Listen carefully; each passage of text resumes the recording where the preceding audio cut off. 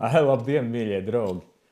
Mēs tiekamies jaunā gada sākumā, vecā gada izskaņā, Koksnes gadsimta epizodē, Mešas mējas pēdējais. Un atskatoties šo gadu, droši vien viņš ir kā tāda forša televīzijas raidījuma programma. Tur bija mums seriāli diezgan ilgstoši, tā kā Hameleona rotaļas, kuras nekad nebeidzas. Nav beidzies joprojām. Nē, un nekad nebeigsies. Aktieri jau var nomainīt. Viņi mirst, nāk jauni. Tas ir mūžīgais dzinējs. Mums bija bišķi trilleri. Trillerīts, jā. Jā. Mums bija pietiekami daudz dokumentālās filmas. Birokrātija. Tās māk radīt ļoti veiksmīgi. Mums bija arī komēdijas un visu. Un mēs pamēģināsim šodien Pauls, Kristaps paiet cauri un paskatīties uz dažām nominācijām, kuras mēs varam šī aizvadītajā gadā piešķirt kaut kādiem notikumiem, procesiem, cilvēkiem. Ok, labi. Sarunājam tā, bez uzvārdiem. Kokos mežā arī nav uzvārdi. Labi. Mēs varam tikai minēt abstraktus. Jā. Jūs sapratīsiet, es domāju. Cerams, ka sapratīsiet. Jā. Un šim raidījumam, šai sērijai, es domāju, ka mums ir jāiedod arī kaut kāds, kā lai to saka, ciršanas apliecība uz gadu. Uz gadu. Jā, pēc tam jāpagarina. Tā kā pēc gada turpināsim. Klau, zini kā, klausies. Es skatos, kā es saģērbies un kā tu.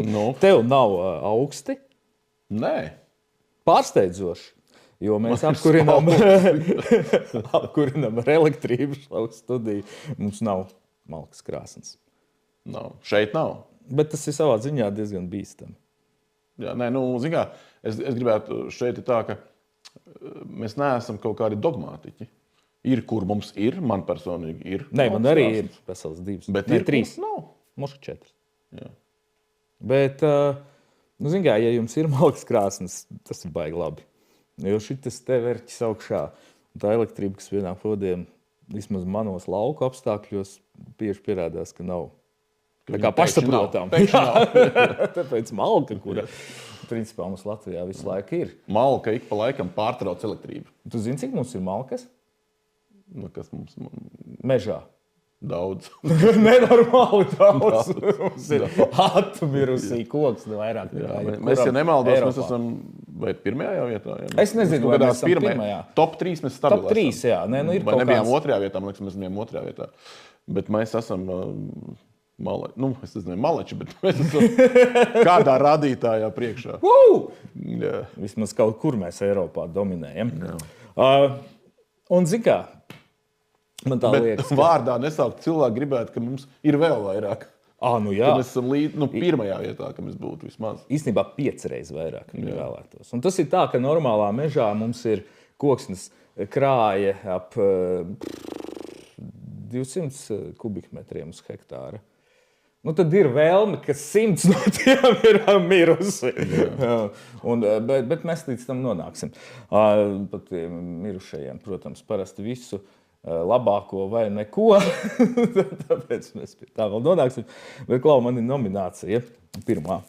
Zini, kā mums šodien tādas vairākas nominācijas, mums ir gada vārds. Un es neko nezinu par šo, jo tas ir Paula radīts, skriptiņš. Jā, Kristaps vienkārši piespēlē, un ticiet, man šeit nav scenārija. Tas, kas te rakstīts, tā vienkārši. Pagājušais gads pierādīja, ka scenāriji vispār nestrādā. Tu vari scenārot kā gribi. Dzīvu izsaliek tāpatās pa saviem nogabaliem. Plauktiņiem. Koka plauktiņiem, ceram. Vēlams. Jā.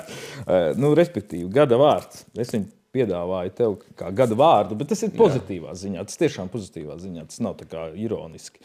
Gada vārds mums varētu būt līdzsvars, ko tu saki. Ļoti līdzsvarots piedāvājums. Es gribu dzirdēt tavu to pamatojumu, bet man, ja godīgi, mazliet, tas nav tikai šajā nozarē, bet man vispār dzīvē, un to, man liekas, arī rāda tā globālajā notikuma, tāda pliekanība un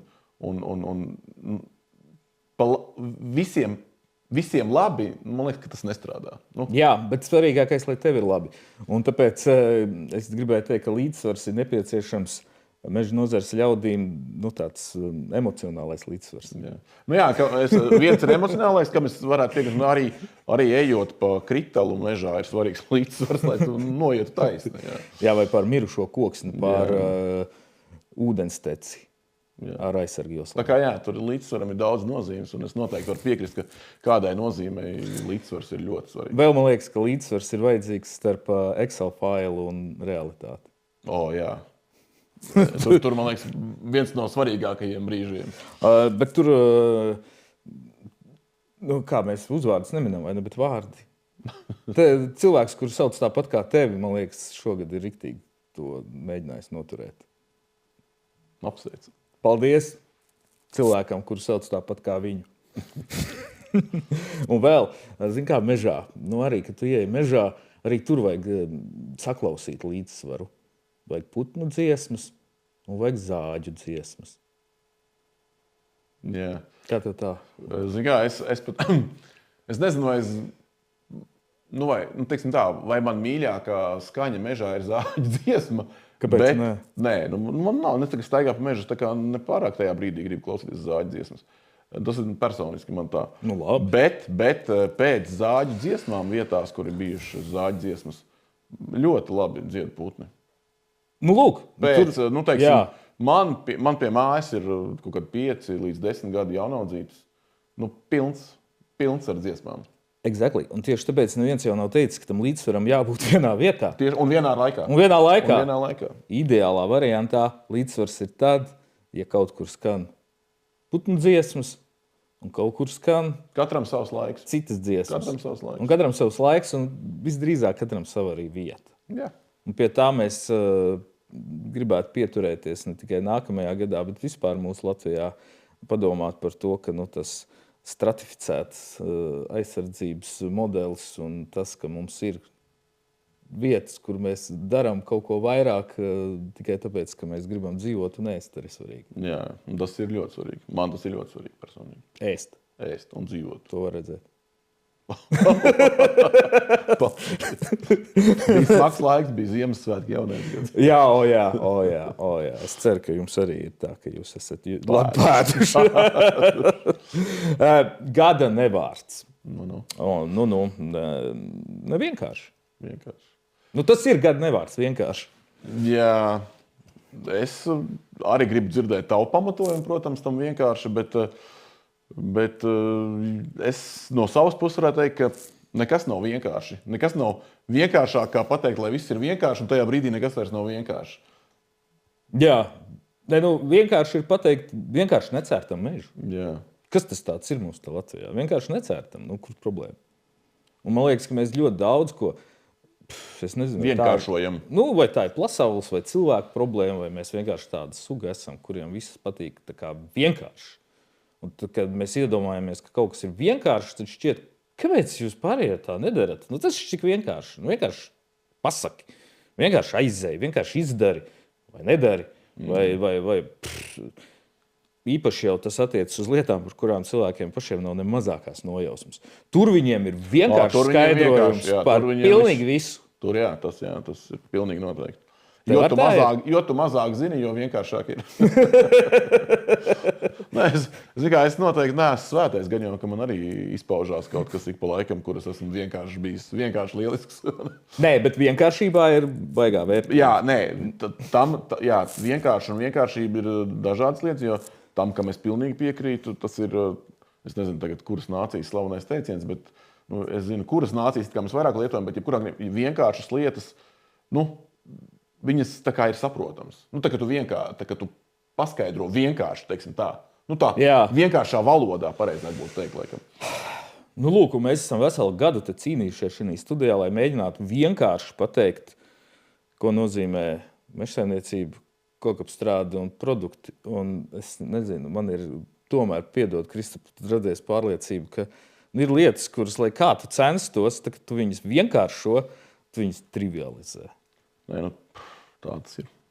Tā kā skatieties Koksnes gadsimtu turpmāk, lai vienkāršās lietas, noskatieties, lai viņas nešķistu vienkārši gluži vienkāršas. Nezinu, man liekas, ka Mežu izstāstīt 30 sekundžu klipā, lai kādi mēs būtu nenormāli krutie pjāšķiki. Nevar. Neprasiet to lūdzu no mums. Un nedariet paši. Bet ir viens džeks, kam tas ir gandrīz izdevies. Meža draugs. Jā, bet teiksim tā, tas Meža drauga pasākums, tas ir tāds, tur vēl ir vienkārši daudz, kur iet. Tālu iet. Bet mēs nezinām, kas viņš ir. Jā, paskatiet, Meža draugs var atrast. Jā, baigi foršais džeks. Mums ir gada balva. Meža nozarē saucās Zelta čiekurs. Un šogad, viņš nezina, tātad es gribu no savas puses pasniegt Zelta čiekuru. Tas baigi sasaucās arī ar to gada vārdu. Es gribētu pasniegt Zelta čiekuru par ilgtspēju. Nervu sistēmai. Ļoti daudziem. Man liekas, mēs visi esam pelnījuši nervu sistēmas ilgtspēju. Čiekuru lietas. Zelta čiekuru lietas. Bet, zin kā, mēs sakam, Mešs ir mūsu zalais zelts. Čiekurs tā kā mūsu zelts, bet viņš nav zaļš. Čiekurs ir zelta. Viņš ir bruns. Nē, sorry. Viņš kaut kādā brīdī čiekurs ir zaļš arī. Jā. Un te es atceros, sen atpakaļ bija, man liekas, vēl tagad ir Latvijas finierim ir kampaņa par finieru kluču uzpirkšanu. Gan jau ne tikai Latvijas finierim. Un kontekstā ar šito, zin kā, neatstāja savu kluci mežā. Čiekuru gadījumā viss zaļais paliek brūns. Un tad tas tā arī paliek. Tā mirusī koksne. Jā. Un klausies, zini, kas vēl paliek brūns? Mums ir forša nominācija.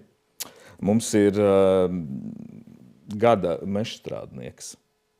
Viņš māk zaļo zeltu padarīt brūnu. Es minu. Mizgrauzis? Jā! Tāpēc, ka varbūt kāds pamanīs, es dzīvoju vietā, kur mizgrauzis baigi aktīvs ir. Reāli. Pastāst vairāk. Ir tāda, dzīvoja pie tādas Lojas upītes, tur tāda smuka sena ieleja. Kādreiz bija zaļa tādam riktīgām eglēm, un tagad tā ieleja vairs nav riktīgi eglēm zaļām, bet ar tādām nokritušām, salūzušām, beigtām, brūnām, trupējušām eglēm. Tur velk uz to, ka tā mirusī koks tuvojas tam mūsu drauga sapnim. Jā. Par 100. Bez vārda, jā. Bez vārda. Tur tas notiek pilnā spārā. Un tur ne tikai to, tur tā koksne krīt tajā upē, un tā upe arī, es pieļauju, ka es neesmu baigies makšķernieks, bet pieļauju, ka zivīm ar tur grūtāk ir pārvietoties uz augšu un uz leju. Viņš nevar pārvietoties vienkārši. Viņam nav kur? Lūk, jā, un tur viņas arī noteikti. Laši mirst. Jā. Tur laši iet iekšā. Tur, man liekas, ir foreļupe. Jā, viņi gāja, kad tur bija normāli. Kur Nēģi tur bijuši, pilnīgi noteikti, zinu. Tagad viņi visi sapinušies. Mirušā koksnes. Viņiem tāds saudabīgs Ziemassvētks sanāca. Eglīte atnāca mājās. Eglīte atnāca pie Nēģiem. Jā, es gribētu teikt, ka Mizgrauzis vispār ir, man liekas, mūsu nozars viskrutākais influencers. Maziņš. Bet varēs. Paskatieties, kādu viņš ir efektu radījis. Bet klausies, zini kā, es zinu, kur tu dzīvo. Zini, kas tas ir Napoleona, tas sindroms? Jo mazāks, jo trakāks. Jo mazāks, jo trakāk. Mēs to arī pie cilvēkiem varam bieži novērtēt. Klausies, bet es zinu, kur tu dzīvo. Jā, bet tas nav tā kā uzbrauciens. Tas nav arī drauds. Tas ir bet tā upe, par kuru tu stāsti, jā. Tas ir Gaujas Nacionālais parks. Jā. Un tu zini, kāpēc viņi kādreiz izveidoja? Parku? Jā. Tu zini, tad viņš tur dzīvo. Es pieļauju, lai sargātu dabu. Īstenībā, lai sargātu ainavu. Ainavu, jā. Tur brauc kādreiz cilvēki no visas Eiropas baudīt unikālu, fantastisku, skaistu ainavu. Gaujas Nacionālā parka. Viņi jau to Gaujas senlais vairāk. Gaujas, jā. To loju mazāk tie citi baudīja, to es baudīju. Bet, Un tad tu vēl nebija dzimis. Jā. Tu vēl pat Čiekurā vēl nebija. Kur nu vēl zelta? Kur vēl zelta? Tas bija sen. Īstenībā no 17. 18. gadsimta sākot. Tas bija svētceļojuma tāds garīgā un vizuāli baudāmā svētceļojuma mērķis. Nu, ir, bet vairs nav. Nav tik smuki. Un nebūs arī. Visticamāk, jā. Tā kā nākamgad zelta rudenī, kad brauksiet uz... Būs zelta pastāvīgais rudens. Nē, nu viņš būs tuvāk. Brūnais rudens. Viņš būs brūnais rudens, viņš būs tuvāk realitātei. Kāds zelta čiekurs? Nu nav nekāds zelta čiekurs, viņš ir brūns. Un tur jūs redzēsiet zelta rudeni visā skaistumā brūno Latvijas zelta rudeni, kurš ir iestājies pateicoties mūsu influenceram un gada mežstrādniekam. Mizgrauža kungs studijā. Mums nav. Studijā. Nē, man ir īstenībā tur izstādē, bet ne pats. Dzīves? Es ceru, ka ne. Man ir baļķis ar viņu. Vēl viens. Mums bija, tu zini, ka mums ir milzīgs pieaugums mežstrādes apjomos.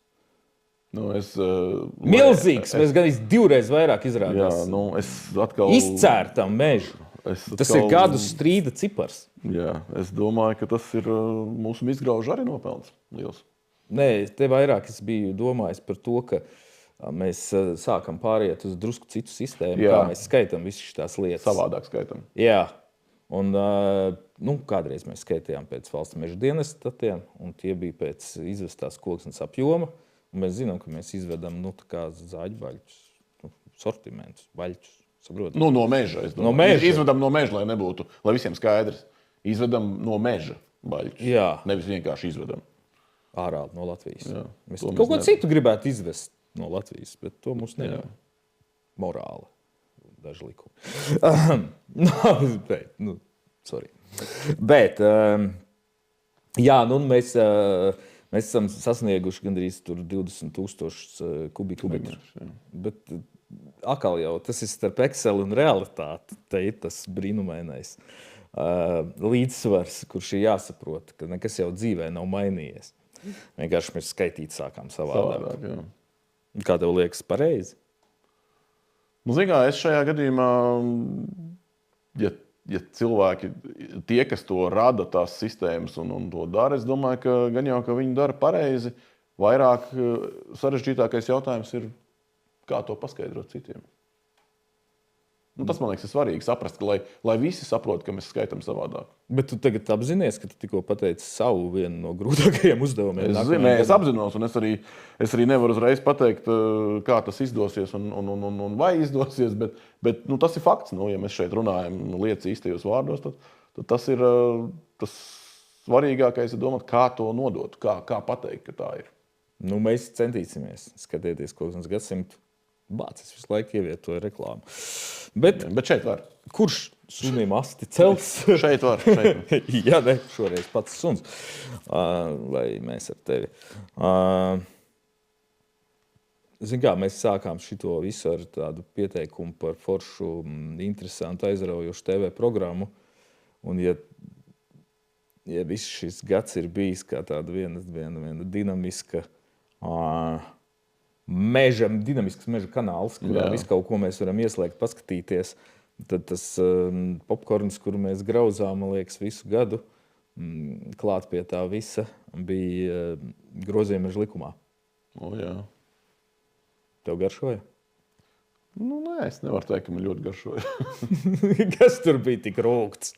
Es negribu teikt, ka rūgts, bet, man liekas, zin kā, ir jau arī popkorns ir garšīgāks un mazāk garšīgs. Izcepts un neizcepts, vai kaut kā tā. Jā, mēs cepām un līdz galam neizcepām. Kaut kas nenotika procesāli līdz galam. Bet vai tāpēc mēs pārstāsim kurināt? Es domāju, ka mēs nepārstāsim, ka mums jau nav variantu, mums ir jācep. Jo no tā ir atkarīga Latvijas konkurētspēja. Jā. Reāli. Mūsu, jūsu, mana, tava. Ne jau tikai tāpēc, ka mēs strādājam meža nozarē. Realitātē ir tā, ka meža nozara kaut kad nākošais gads iznāks ārā viens foršais pētījums. Mēs par viņu neko nevaram runāt un izlikties, ka mēs viņu neesam lasījuši. Bet, kaut kad šogad iznāks, es atvainojos. Bāc, es joprojām dzīvoju. Jā.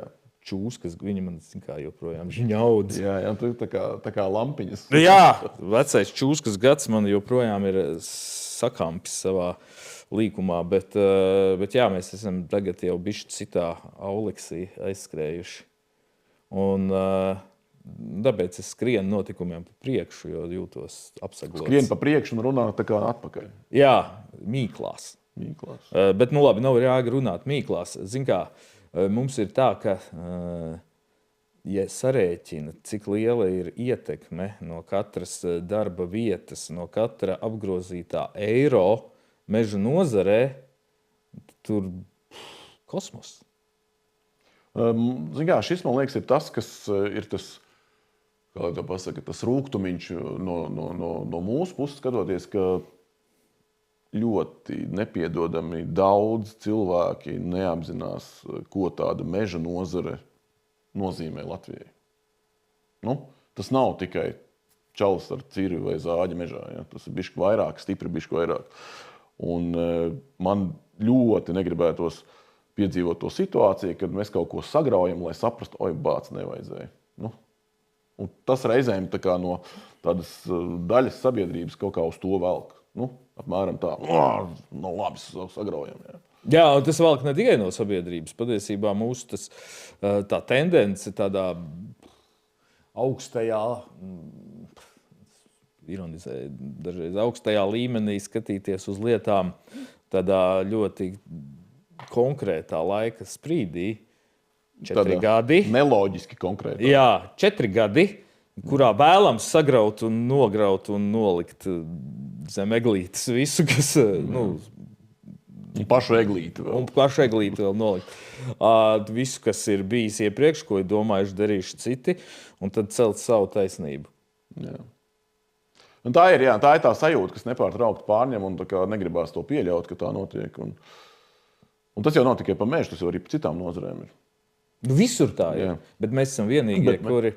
Nu, labi, es neteikšu vienīgie, ir droši vien daudz citi arī visu cieņu jebkurai nozarei, kas pienes kaut kādu labumu Latvijas tautsaimniecībā un visiem cilvēkiem, kas kaut ko reāli dara. Bet, nu, zin kā, mēs tomēr skatāmies tā, mēs iestādām to eglīti, un mēs zinām, ka mums vismaz kādi 40 gadi būs par viņu jārūpējās, jākopj, un tur nevarēsim mēs, es nezinu, pēc 4 gadiem izdomāt, ka tā vairs nav eglīte, bet tas ir bērs, un attiekties pret viņu kā pret bērzu. Iedomājies, ja mēs tā darītu. Nu, 4 gadi paiet. Citāds, ko viņš mēs uztaisam darba grupu, komisiju, kurā mēs nospriežam, ka eglīte patiesībā ir bērs. Un ejam uz mežu pie tās eglītes kā pie bērsu. Tecinām sulu, piemēram. Brīnamies, ka netek. Starp citu, par eglītēm runājot. Tu man te vienreiz stāstīji, ka tu kaut ko biji paskatījies par Ķīnas eglīšu industrijas. Jā, es veicu pētījumu, kas nav pētījums loģiski, bet... Nē, es pieņemu, ka viņš ir atbilst 95% Latvijā veikto pētījumu. Tu viņu ar ChatGPT taisīji, arī. Un tad es darīju tā, ka es ChatGPT uzprasīju, un tad es pēc tam to, ko viņš teica, tad es verificēju, skatījos. Līdz ar to, skaidrs, ka tas nav, neticiet visam, ko es teikšu. bet es domāju, ka tas apliecināja mazliet to manu sajūtu un viedokli. Restīvi, es prasīju, es esmu dzirdējis diezgan daudz, un es joprojām saskaros ar tādu viedokli, ka vajag izglābt dabu, un tāpēc nevajag Ziemassvētkos cirst eglīti. Un tāpēc, lai necirst eglīti, bet vajag svinēt Ziemassvētkus, vajag gūt to prieku, un vispār jau tāpēc ir jāizvēlās mākslīgā eglīte, kas ir loģiski no plastmasas gatavotu, un viņi nebirst skujas, un tu tādu eglīti ieliekot mājā, izglāb eglīti mežā, un attiecīgi putniņiem, un zvēriem, un dabai, un skābeklim ir prieks. Ja. Nu, lūk, un tas man kaut kā neliekās loģiski, neliekās pareizi. Un tad es tā kā pameklēju gan ar mākslīgo intelektu, gan pēc tam mēģinot verificēt citur, ka īsti tos datus, par cik daudz mākslīgās egles gadā saražo, atrast nevarēja, bet skaidrs, ka tie ir 10 miljoni. Amerikas tirgū ASV tirgū ir vismaz 10 miljoni gadu tiek pārdotas tās eglītes. Un tas globālais, un 90% šo eglīšu tiek loģiski ražots Ķīnā. Tas ir. Jā, un, Make America Great Again. Jā, un globālais tas CO2 oglekļa izmešu apjoms no tām eglīšu industrijas mākslīgās ir kaut kādi vismaz 2 miljoni kubikmetru CO2, 2 miljoni tonnas atvainojos CO2, ko viņš saražo.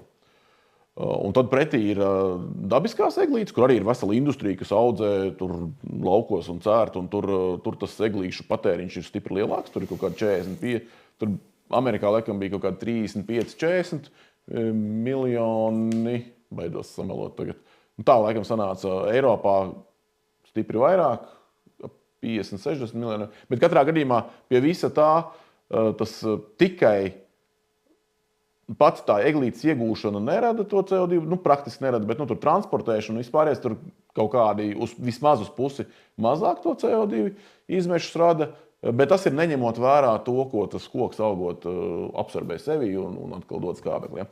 Tā kā jebkurā gadījumā skaidrs, ka dabiskās eglītes ir labāk. Un tas, kas ir vēl svarīgi par dabiskām, tagad tas vairs nav aktuāli šobrīd gada sākumā, bet tomēr domājot par nākamo gadu, es katram ieteiktu vismaz savā mūžā reizi gadā nocirst koku, eglīti. Jā, es to eģu, es to daru, cik es sevi atceros, kad es jau pats, kādreiz ar tēti gāju, tagad pats to daru. Un man liekas, ka tas ir baigi labais pasākums, kas tomēr tev ļauj mazliet ieiet mežā un mazliet saprast lietas būtību, kā tās lietas notiek. Un skaidrs, ka mēs neejam jaunaudzēs. Mēs neejam svešos īpašumos, kuros to nedrīkst darīt. Kristupam ir sāpīga pieredze. Jā, man ir sāpīgi. Man arī. Ar manu īpašumu. Ja. Un mēs ejam, pirmkārt, mums Latvijas valsts meži, kas to publiski katru gadu, es domāju, ka viņi arī turpinās to darīt, apstiprina, ka jūs varat ieiet un paņemt to egli. Tur ir noteikti parametri. Paga, nesolīt daudz. Mēs jau nezinām. Varbūt, ka kaut kas tik ļoti mainīsies, ka mēs valsts mežos vispār ieiet ar kāju spērt nevarēsim. Lūk, es ceru, ka tā nenotiks. Tas būs saruna nākamajam gadam. Vai citam kādam. Bet, lūk, un tās eglītes mēs ņemam vietās, kurās viņu paņemot, mēs izdarām labu patiesībā. Mēs ļaujam kādam citam kokam augt. Mēs atbrīvojam tur kaut kādas elektrolīnijas un vēl kaut kādas tādas stīgas infrastruktūra. Ja? Līdz ar to neko sliktu mēs neizdarām, mēs radām sev prieku un mēs bišķiņi redzam, kā tas mežs notiek, kā tur procesi notiek tajā visā lietā. Jā, man par šito visu ir divas... Un man eglīti Jāņos nodeg pēc tam, jo es viņu lieku, es to visu gadu krauju nākamo Jāņu ugunskura. Tā, ka nodeg, jeb tu nodedzināji? Vēlreiz. Nodega pati? Nē, viņa nodeg, tāpēc, ka es viņu nodedzinu. Es krauju, es gatavoju, teiksim, to Jāņu ugunskuru nākamajiem Jāņiem. Es saprotu. Jā, jo tas arī tāda tēma, kas arī saistīts ar kokiem un ar degšanu, ir tā, ka es, man liekas, šajos Jāņos aizdomājos par to, kādu malku dedzināt Jāņos, Jāņu ugunskurā, un es veicu atkal pētījumu, bet ne ar čatu. Es palasīju citas kaut kādas Latviju tautas atziņas un vēl kaut tādas, negluži dainas, bet tādas, tā kā senāku latviešu prātuļojumus par to tēmu, un tad es guvu apstiprinājumu, ka mana taktika ir pareiza, ka es tam Jāņiem ugunskuram visu gadu krāju to malku no koksnes, kura man nav īsti vairs vajadzīga tā kā lietus koks, kurai pienācis tas iztecējis termiņš. Ja, ka viņa, tā var būt? Tā var būt, protams, ka tā var būt. Bet tu zini, kur tu varēji vest? Uz Rīgas, Kronosponu viņa taisa. Es varēju, bet man ir, es dzīvoju laukos. OSB plāksnes. Es varēju, bet es dzīvoju laukos. Man ir vieta, kur dedzināt, un es arī dedzinu. Ja. Un tieši tā, tāpēc, ka Jāņa ir svēta lieta. Nē, tas, protams, tur vajag tāpat kā nocirst eglīti Ziemassvētkos. Lūk, un tā arī šī gada, šī un pagājušā gada eglīte man arī nonāks Jāņa ugunskurā. Forši. Un koks deg. To mēs zinām, vai ne? Koku mājas arī deg. Šis, man liekas, ir viens no gada mītiem. Bet tas ir... Tas nav gada mīts, tas ir... Gadsimtu mīts. Jā, gadsimtu, man liekas. Protams, ka koks deg. Bet par mājām? Koka mājas, ja labi grib, arī var aizdedzināt. Un zini, kas ir labākais? Piedod, ka es tev pārtraucu. Pagājušais gads mums nesa iespēju fantastisku dedzināt aizvien augstākas koku mājas. Jā, mums ir radās iespējams. Tālāk varēs redzēt. Normatīvs mums ir pacēls to. Bet tā ir laba ziņa. Tā ir, protams, laba, bet es tomēr gribētu aiziet no tās tēmas, jo it kā mēs tā kā mazliet sarkastiski runājam, bet man bail, ka dažiem cilvēkiem tas viss iesēžās māja un uguns un slikti. Un tas, ko es, protams, no savas puses, tas, ko es gribu pateikt, ka uguns un koka māja, tas nav lietas, no kurām vajag baidīties, jo koka mājās vēsturiski ir bijuši gan kamīni, gan krāsnes un viss ir kārtībā. Mēs Latvijā mākam būvēt koka mājas. Nu, ne tikai Latvijā, bet arī Latvijā mēs mākam būvēt koku mājas labas, drošas, ugunsdrošas. Parasti ugunsgrēkā, cik mēs zinām, aizdegās kaut kas cits, nevis māja sākumā. Ja? Aizdegās veļa, aizdegās aizskari virtuvē, kaut kas ne tā notiek elektroinstalācijā. Un tās konstrukcijas jau aizdegās stipri pēc tam, un tad jau cilvēkam ir jābūt projām.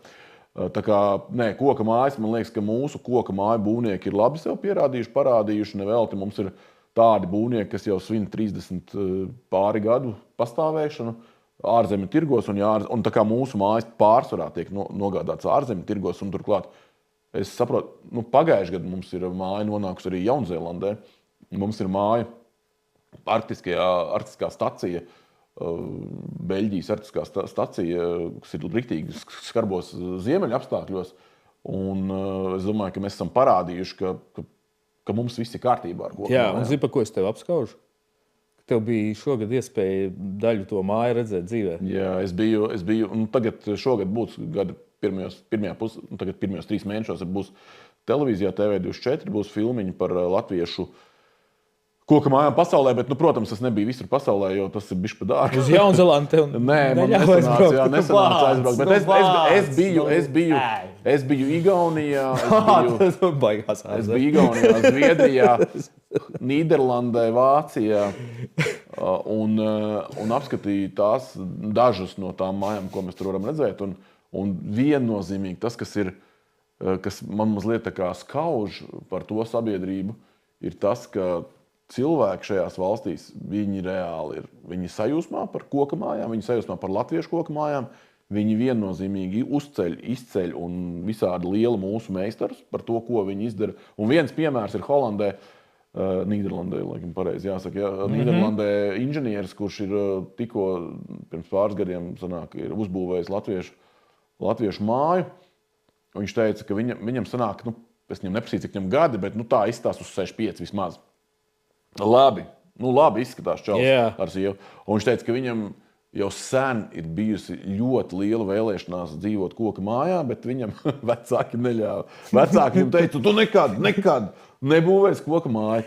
Un tagad viņš var uzbūvēt koka māju. Viņš pat viņu ir izdizainējis. Ja? Viņi ir būvēti no celtiem materiāla, krustiņas klīmētā koka.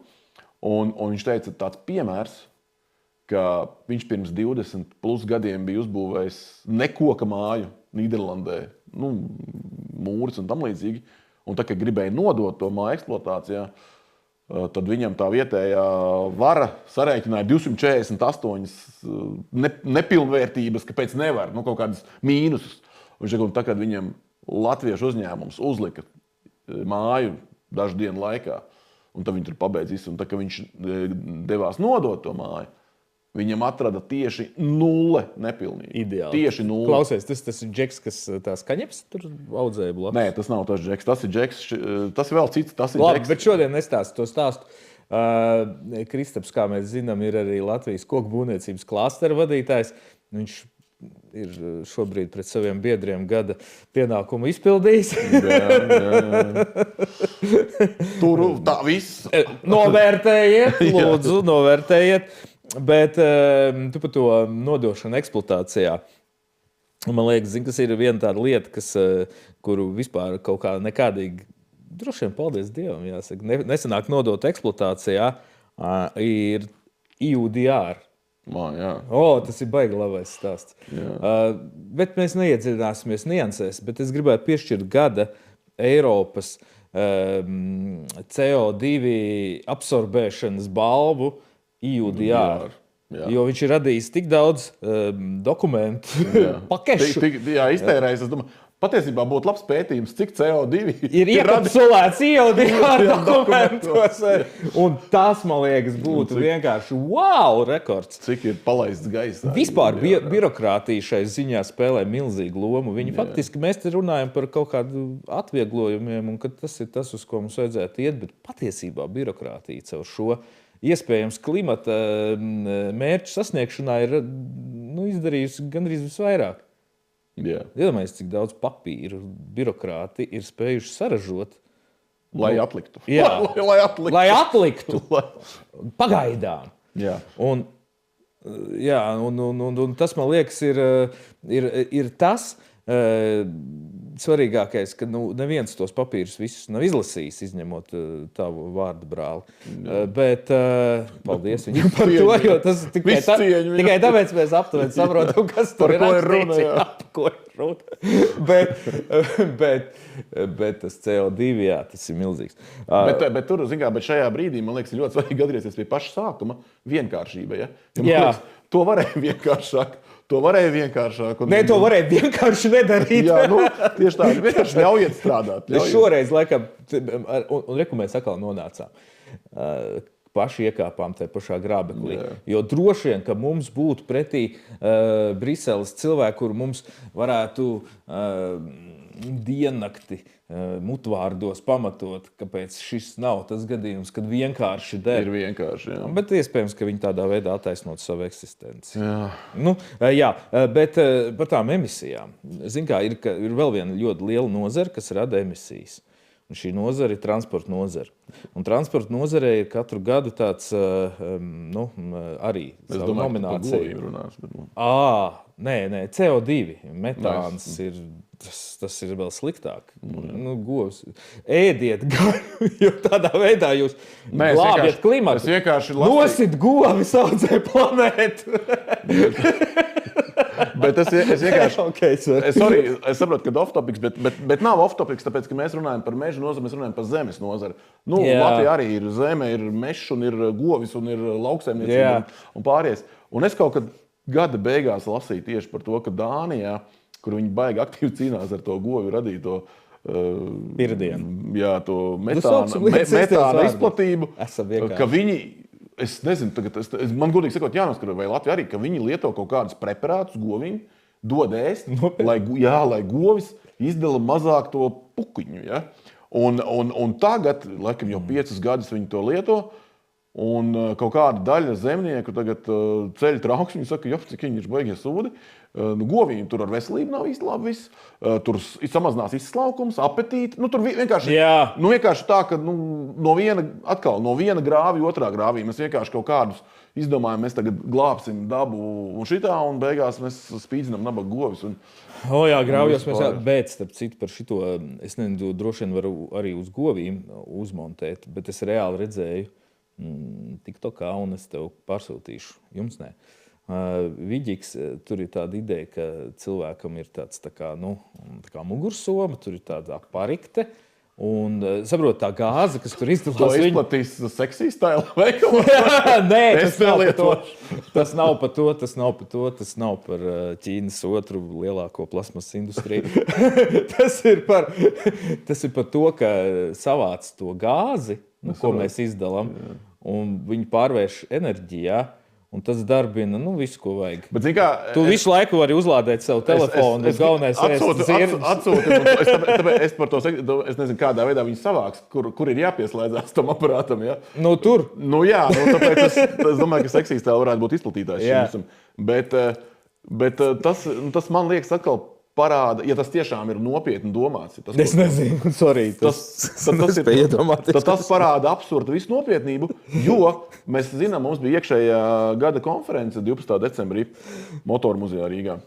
Un Dīdzis, Čalis no, mēs nesaucam vārdos. Nē, mēs nesaucam uzvārdos. Uzvārdos, ok. Jā, Dīdzis stāstīja par to, kā notiek pasaulē ar to atjaunojumu enerģētiku, ar visiem tiem biomasām un vēl kaut ko. Un šobrīd pasaulē ir reālas dzīves tehnoloģijas, kas ļauj to, sadagot radītajam ogleklim, atkal iedot otru dzīvi, viņu izmantot jaunu produktu ražošanā. Ja? Un reāli ir Skandināvijas valstīs, tagad neatceros, kurā pēkšņi Zviedrijā, man liekas, ir reāla stacija, kurā ir iekārta uzstādīta, kas, protams, maksā naudu, bet tur pie noteiktas tās kilovatu apjomu, ko tu saražo enerģiju, tu jau atpelni to procesu. Ja? Un tā kā, līdz ar to mugursoma cilvēkam es teiktu, atšvieties no manis, bet mugursoma TEC 2 vai kaut kam tādam, kas darbotos uz mūsu latviešu resursu šķeldu, ja? Man liekas, ka būtu baigi pareizi. Es domāju, ka pie tā mēs noteikti nonāksim. Mēs nonāksim līdz tam, ka mēs noķeram CO2. Mēs jau to darām. Mēs jau to darām. Bet par to ķeršanu, par tām emisijām, bišķi atgriežoties atpakaļ, mēs baigi forši aizgājām. Off-topikā, bet nē. Taču, klausies, transporta nozarē ir balva. Un tā balva saucās Gada auto. Tu zini, kas bija 2025. gada auto Latvijā? Gada auto? Jā. Cik es atceros, no nominantiem tur bija elektroauto, bet man liekas, ka neieguva elektroauto. Man liekas, tas bija kaut kāds šis te paga Seata. Nē, vecīt, nē. Škoda Kodiaq. Un es domāju, Škoda Kodiaq tieši man ir Škoda. Škoda Kodiaq. Nopietni, es Googlam paprasīju. Labi, man liekas, ka tur bija bišķi sarežģītāk, jo tur ir dažādas tās kategorijas. Bet es tev nesaku tāpēc, ka tu brauc ar Škoda Kodiaq. Es to saku tāpēc, ka Škoda ir pilnīgi noteikti Gada automežu nozarē šogad. Kurš tu brauc ar Škodu? Tu? Jā. Kā tu tagad vedīsi viesus un klientus? Tu esi par to aizdomājies? Es tikai Egli tur vedu. Tu iedomājies, kādu tu disrespektu met visai meža nozarē caur to? Jā. Bet Gada auto Škoda, un man liekas, ka tas ir arī Gada PR gājiens, iedomājies caur šā. Škodas vārds, forši normāla mašīna, bet nav jau tā, ka visu laiku viss par viņu runā. Un šeit tev. Lūdzu. Pavelti galvenais. Pilnīgi pavelti šitāda reklāma. Varbūt antireklāma, kurš to uztver, bet es teiktu, ka reklāma. Jā. Nē, jebkura antireklāma ir reklāma, ja to izmanto. Jā, ja to izmanto. Un tieši tāpēc mums ar Kristapu ir sapnis. Mēs gribam radīt, mēs esam Meža TV kanālā, un mēs gribam radīt realitātes šovu. Jā. Pastāsti, Kristap, to ideju. Es nezinu, vai es varu. Nē, tu vari. Šis ir, es ļauju. Jā. Skatītāji piedos. Nē, tagad ir tāds realitātes šovu laikmets, ļoti aktīvs. Un mums šķiet, ka ir pienācis laiks realitātes šovam Kailcirte. Ideja vienkārša. Viss notiek mežā. Loģiski. Tāpēc, ka Latvijā grūti kaut kā nenotikt. Nav jau kur citur, kur notikt. Tieši tā, mežs ir mums visapkārt. Un tāpēc mēs izdomājām, ka tas varētu notikt mežā. Realitātes šovs ir vasarā, tad ir silts, un tad tas kailums ir diezgan dabisks. Bet tā ideja ir, viņš ir ļoti daudz tagad visi tie iepazīšanās šovi. Ar tās pakāpes, cik tālu cilvēkiem tajos šovos iepazīties, viņas ir no viegla flirta līdz saimnieks meklē sievu, un līdz mīla kemperī un tā. Mēs neuzskatām, ka tur jābūt kaut kādām laulības saitēm beigās. Nē, tas vispār ir lieki 21. gadsimtā, koksnes gadsimtā, kādas tur laulības. Labi, ok. Off topic. Bet ideja sekojoša. Mežā tātad dzīvo vīriešu cilts un sieviešu cilts. Viņi tur savā starpā tie šovu dalībnieki. Viņi savā starpā sacenšās dibināt saites. Un mērķis ir panākt tomēr to seksuālu raksturu notikumu. Tas viss tiek filmēts, tur ir tas kailums. Šovs sauc Kailcirte. Un iedomājieties, kādu konotāciju mēs piedodam vārdam Kailcirte brīdī, kad pirmais, ko cilvēks satiekoties darbā, saka, tu Kailcirti redzēji vakar!